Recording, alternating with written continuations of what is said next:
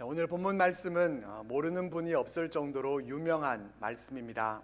가나의 혼인잔치라든지 삭개오의 이야기, 오병이어의 기적 이야기, 이런 말씀들은 우리가 너무나 잘 알고 또 익숙한 말씀입니다. 이렇게 잘 아는 본문일 경우에 문제점은 그 결론까지도 우리가 다 알고 있다는 점입니다. 쉽게 말해서 무슨 말씀일지 뻔하다는 점입니다. 오늘 본문 말씀에 대해 우리가 알기는 늘 순종에 초점이 맞춰져 있었던 것 같습니다. 주님이 깊은 곳에 가서 그물을 내리라 이렇게 명령을 하셨는데 그것이 쉽지 않은 그러한 순종이었지만은 순종했을 때의 기적이 있었다. 우리는 늘 이 말씀에 익숙합니다. 그래서 일반적인 내용이 아니라 다른 관점으로 이 본문을 보고 싶었습니다.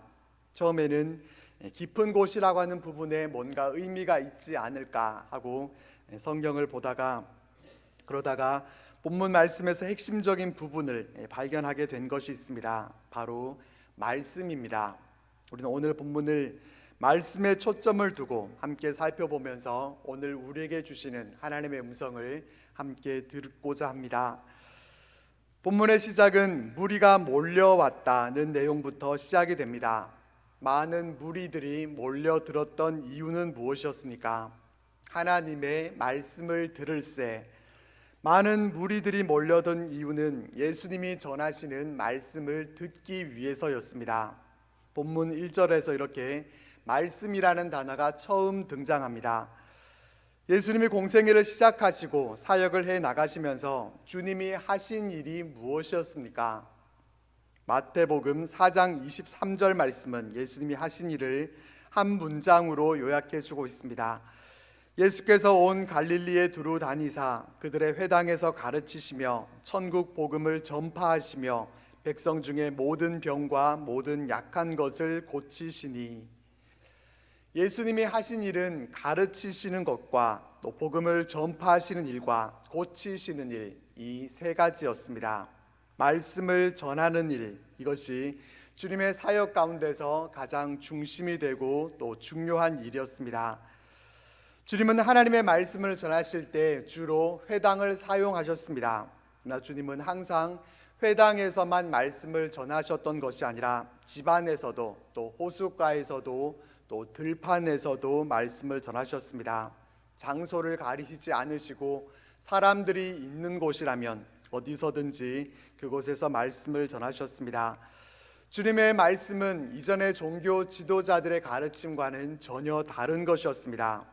주님의 가르침에 많은 사람들은 놀라움을 금치 못했고 주님의 말씀을 더 듣기 위해서 수많은 사람들이 주님께로 몰려들었습니다. 본문 1절 말씀에서 무리가 몰려왔다라고 말씀하는데 이 몰려왔다라고 하는 말은 이 원어에서 밀어냈다라는 뜻을 갖고 있습니다. 아무래도 많은 사람들이 몰려 있게 되다 보면은 밀치게 되는 그런 일이 발생하게 됩니다. 그렇게 밀치는 일은 무리들끼리만이 아니라 심지어는 예수님까지도 밀치게 되고 그래서 주님은 말씀을 전하기가 어려운 그런 상황에 처하게 됩니다. 주님이 가장 관심 있으시고 주님께서 가장 중요하게 생각하시는 일은 말씀을 잘 전하시는 일인데 몰려드는 수많은 사람들로 인해서 말씀을 잘 전하실 수 없게 된 것입니다. 그때 주님이 서 계신 곳이 어디였는가 하면은 게네사렛 호숫가였습니다. 호숫가에 서 계시던 주님이 에워싸 밀고 있는 그 상황에서 말씀을 잘 전하시려면은 무엇이 필요했겠습니까? 우선은 주님이 너무 주님께로 가까이 오지 못하도록 차단해 주는 그런 가이드라인, 그런 안전띠가 필요했을 것 같습니다. 경찰이 와서 통제도 해주고 그렇게 하면은 제일 좋을 것 같지만은 하지만 그때 그 시대 그 장소에서 그런 것이 있을 리 없었습니다. 그것이 호숫가였기 때문에 그나마 가능한 일은 배를 띄워서 무리들이 주님께로 너무 가까이 오지 못하도록 그렇게 해서 말씀을 전하신다면은 그나마 간격을 유지해서 말씀을 전하시기에 좋았을 것입니다. 2절 말씀을 보겠습니다. 호숫가에 배 두 척이 있는 것을 보시니 어부들은 배에서 나와서 그물을 씻는지라. 마침 호숫가에는 배 두 척이 있었습니다. 어부들은 뭘 하고 있었는가 하면은 그물을 씻고 있었습니다. 그물을 씻고 있었다고 하는 것은 무슨 뜻이겠습니까? 이제 조업이 끝나고 뒷정리를 하고 있다는 뜻입니다. 어부들은 아마도 밤새 고기를 잡기 위해서 그렇게 애를 썼겠지만은 소득이 없었던 것 같습니다. 그 현장으로 가서 한번 그 어부들이 되어 보십시오. 얼마나 피곤하고 또 짜증이 나겠습니까?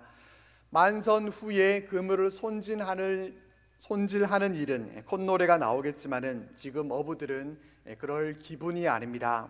몸은 지칠 대로 지쳐 있고 또 수입이 없는 것은 둘째치고 얼른 가서 빨리 씻고 쉬고 싶은 그런 마음밖에 없었을 것입니다.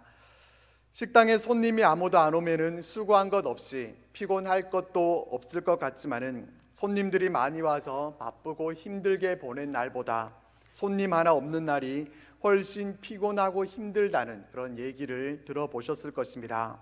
어부들이 바로 그런 상황이었습니다. 호숫가에는 두 척의 배가 있었고 어부들은 베드로와 야고보 형제 또 안드레와 요한 형제였습니다. 여기서 대조가 되는 부분은 예수님의 말씀을 듣기 위해서 몰려들었던 무리들과 또 이 어부들입니다. 무리들은 예수님을 밀치기까지 하면서 주님의 말씀을 듣고자 했지만 어부들은 뭘 하고 있었습니까? 자신들의 본업에 충실해서 일을 하고 있었습니다. 어부들은 말씀을 듣고 싶어도 자신들의 생업 때문에 주님께 몰려들어서 말씀을 들을 그런 여유도 없었습니다. 저 사람들은 뭔 시간이 저렇게 많아서 저럴 시간이 있나, 나는 목구멍에 풀칠하기도 바쁜데 참 한가해서 좋겠다, 이런 말이 입에서 튀어나올 상황이었을 것입니다. 여기서 우리가 깨닫게 되는 첫 번째는 그물을 씻을 때가 바로 말씀이 필요한 때라는 것입니다. 허탈감 속에서 그물을 씻고 있는 그때가 바로 주님의 말씀이 가장 필요한 때입니다. 우리가 뭔가를 필요로 하게 될 때에는 우리에게 부족함과 또 결핍이라고 하는 것이 우리에게 찾아왔을 때입니다. 우리가 물을 찾게 될 때에는 우리에게 수분 결핍, 수분 부족이 찾아왔기 때문이고, 우리가 사랑을 구하게 되는 것은 애정 결핍이 발생했기 때문입니다.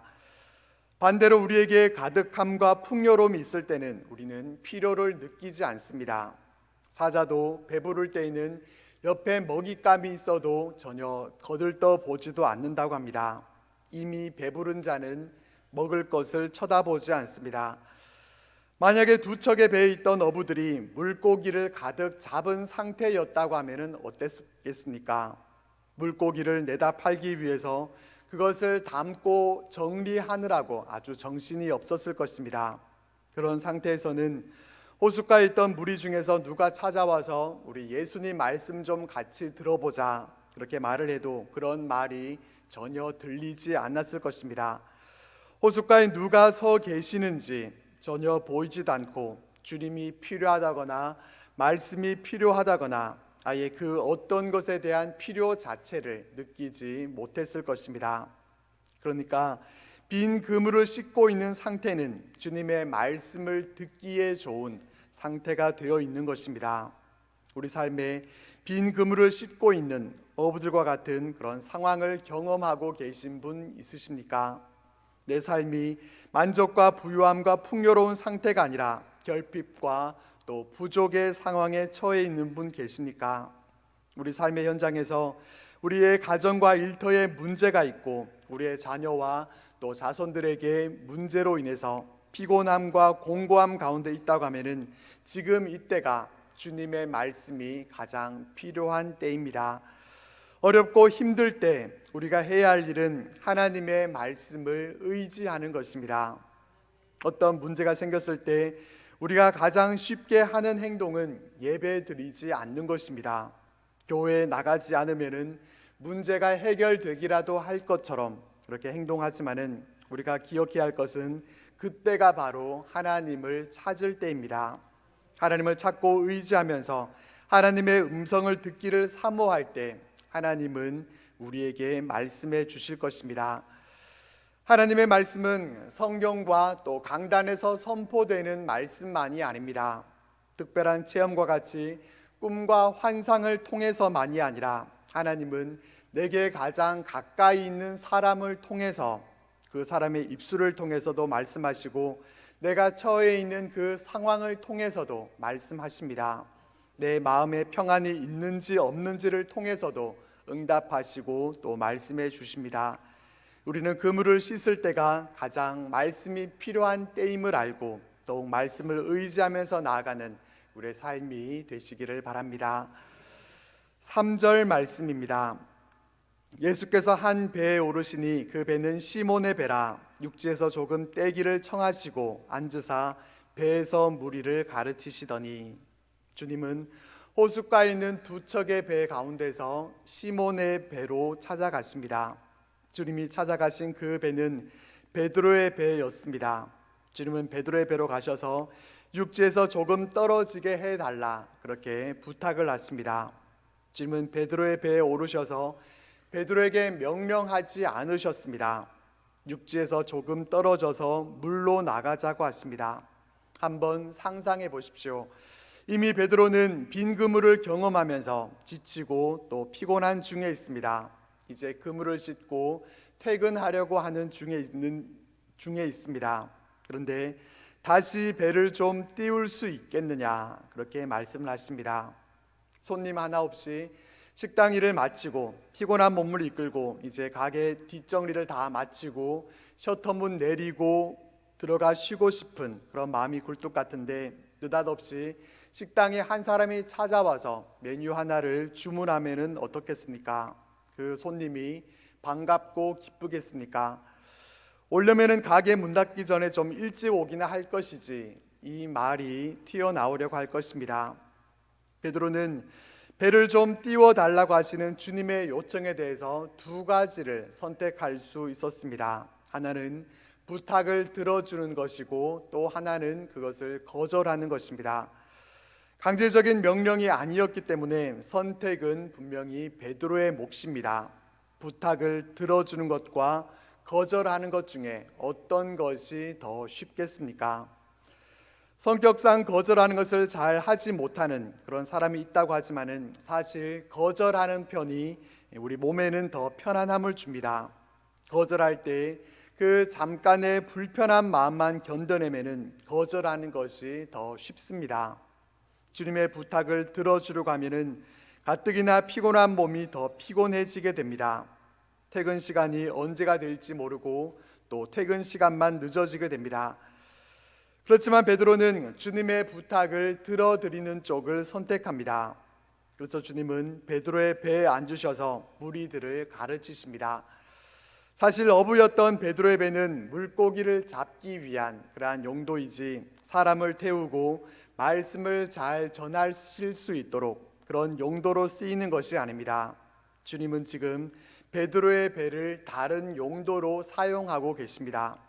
주님은 베드로의 배를 말씀 전하시는 곳, 설교 강단으로 사용하십니다.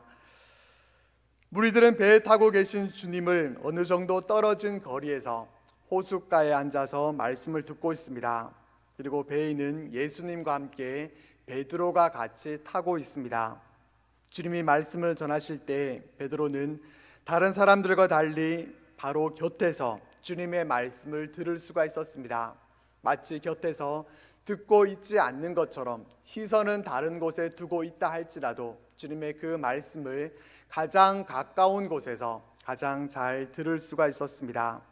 베드로는 아무리 안 들으려고 해도 집중해서 들을 수밖에 없는 그런 자리 또 그런 위치에 있었습니다. 이런 일은 베드로의 배가 비어 있었기 때문에 가능한 일이었습니다. 베드로의 배에 물고기로 가득 차 있었다고 하면은 주님이 타실 자리도 없었을 것이고 베드로의 배가 말씀을 전하는 그러한 설교 강단의 용도로 전용되지도 않았을 것입니다. 또 그렇게 주님의 말씀을 가까이서 집중해서 들을 수 있는 그런 기회도 그에게 주어지지 않았을 것입니다. 베드로의 배는 빈배였지만은 빈배가 오히려 주님의 말씀을 가장 선명하게 들을 수 있도록 그렇게 해 주었습니다. 여기서 우리가 깨닫게 되는 것은 빈배가 하나님의 말씀을 우리들에게 더 선명하게 들려준다는 것입니다. 비어있는 상태, 우리는 비어있는 것을 좋아하지 않고 가득하게 풍요롭게 채워져 있는 것, 그것을 더 좋아하지만은 오히려 가득 차 있음이라고 하는 것이 하나님의 말씀을 들음에 있어서는 방해가 될 수 있습니다. 내 안에 욕심으로 가득 차 있게 되고 또 이미 내 생각과 의지로 가득 차 있게 돼 있다면은 그 자리에 하나님의 말씀이 들어갈 수 있는 그런 공간이 없게 됩니다. 이미 가득 차 있는 것을 다 꺼내지 않고서는 들어갈 자리가 없기 때문에 들어갈 수가 없습니다. 우리를 비워내야, 우리를 비우고 하나님의 말씀이 들어오실 수 있는 그런 공간을 마련해야 하나님의 말씀이 우리 안에 들어오고 더욱 선명하게 하나님의 음성을 들을 수 있게 됩니다. 우리는 우리 안에 이미 세상의 다른 것들로 가득 차 있지는 않은지 이것을 우리는 점검해 보면서 우리의 빈 배를 통해서 주님의 말씀을 더욱 명확하고 또 분명하게 들을 수 있기를 바랍니다. 주님은 베드로의 배에 타셔서 무엇을 하셨습니까? 주님은 무리들을 향해서 하나님 나라를 선포하셨습니다. 영적으로 소경된 자들에게 진리를 가르치시면서 진리의 말씀을 깨닫게 하셨습니다. 그렇게 주님은 말씀을 통해서 친히 사람을 낚는 어부가 되셨습니다. 어부가 물고기 한 마리라도 더 잡기 위해서 애를 쓰는 것처럼 주님은 한 영혼 한 영혼을 귀중히 여기시면서 그 영혼을 더 낚아 구원하시기 위해서 친히 어부가 되셔서 수고를 아끼지 않으셨습니다.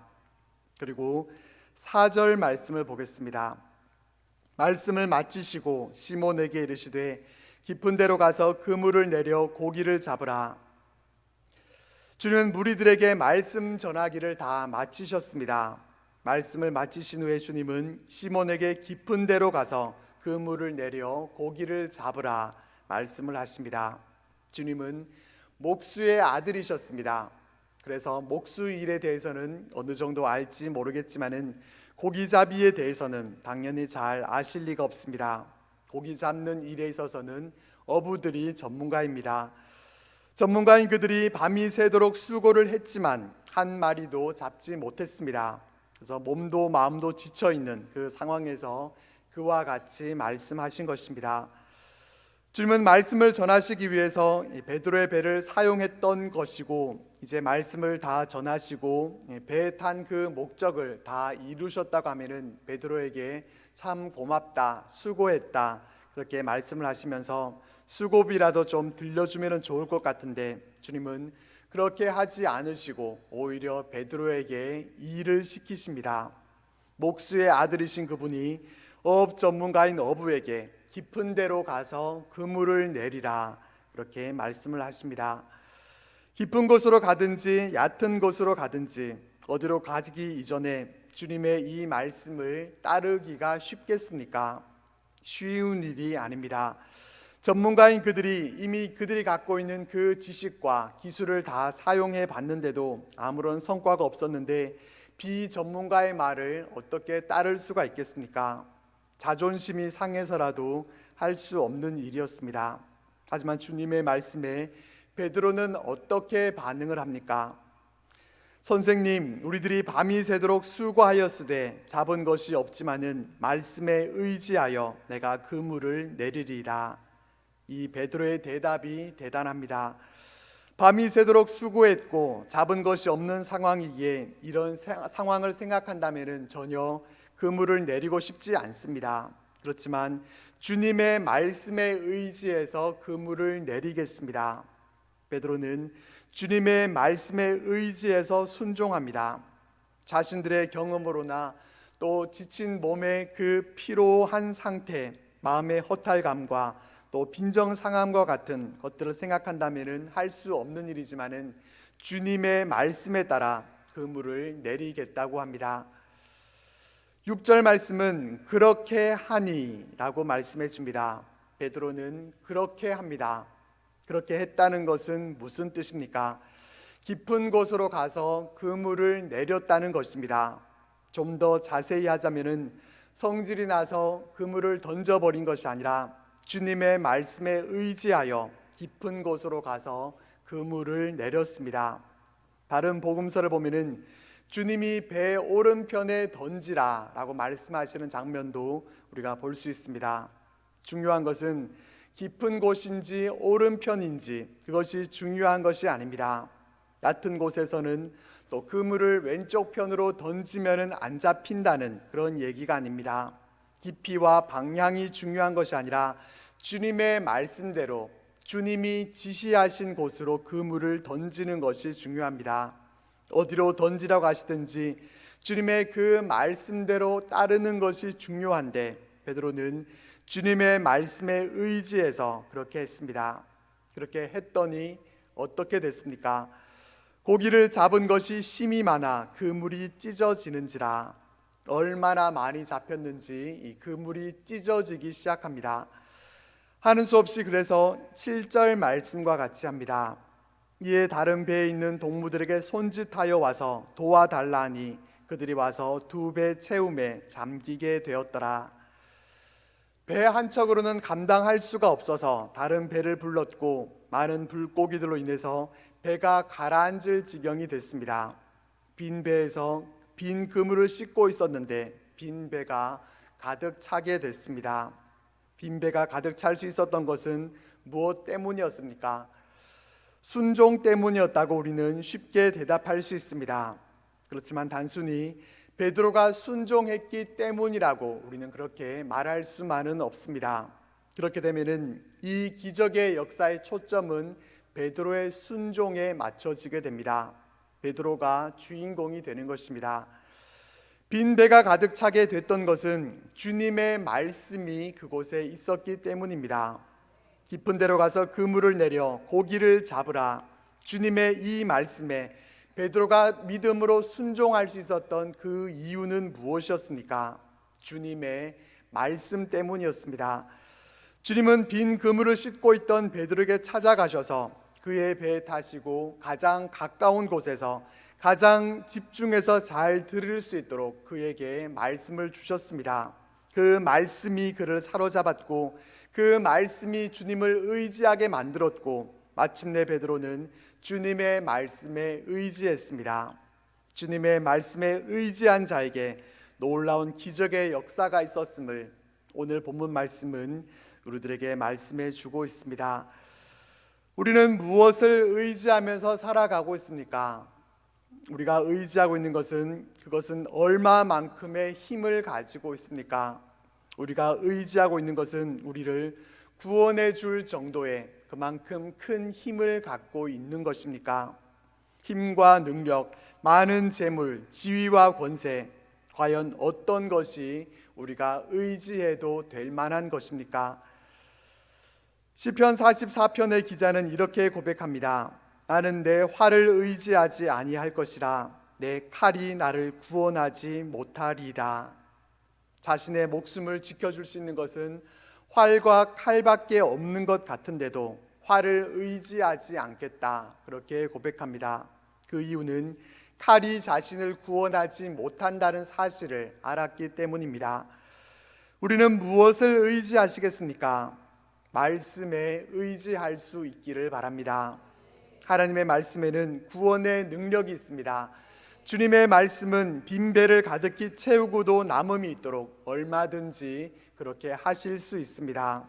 주의 말씀은 막막한 우리의 인생의 등불이 되어 주셔서 우리의 갈 길을 인도해 주십니다.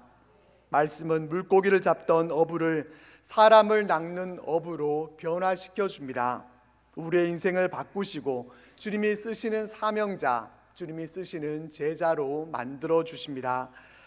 빈 배와 빈 그물의 현장 가운데는 말씀이 필요합니다. 비어있는 그 공간을 하나님의 말씀으로 채우십시오.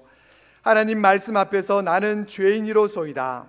우리의 죄된 모습을 발견하고 주님을 따르는 자들로 살아갈 수 있기를 바랍니다. 말씀으로 우리의 갈 길을 인도함 받고 말씀 중심으로 사십시오. 하나님의 말씀에 의지하는 인생이 되시기를 바랍니다.